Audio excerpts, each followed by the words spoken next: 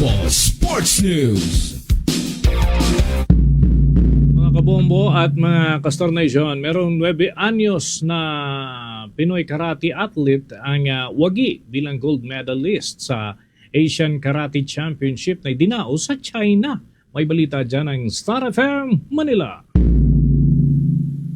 Mga kabombo Castor Nation, nagwagi ng gintong medalya ang 9-year-old student karate athlete na si Romeo Victor Enriquez sa 3rd Asian Karate Youth Open Championship and Training Camp na ginanap sa China. Nasungkit ni Enriquez ang kampyonato sa Under-10 Male Committee category habang nagtapos naman siya sa top 5 ng Under-10 Male Kata.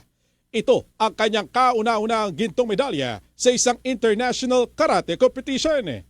7 taong gulang pa lamang nang magsimula si Romeo na magsanay sa karate.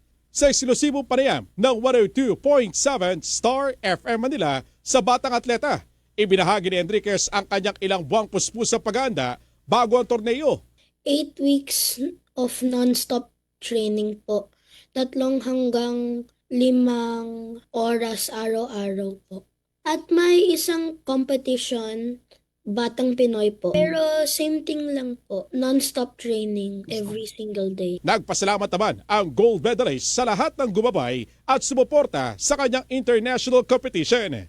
Nanay at tatay ko at kay Jack po, yung brother po. Masaya po sila. They're proud of me daw. Thank you for supporting me and believing in me. Salamat sa dasal, Sensei Engine and Miss Angel, nanay at tatay ko, at kay Jack, Team Fast, yung mga teammates ko po. Target naman ng Batang Karateka na muling masungkit ang tagumpay sa Batang Pinoy Competition sa darating na Disyembre.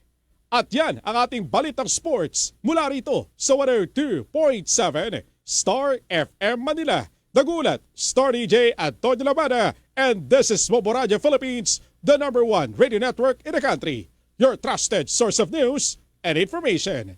Basta Radio Bombo!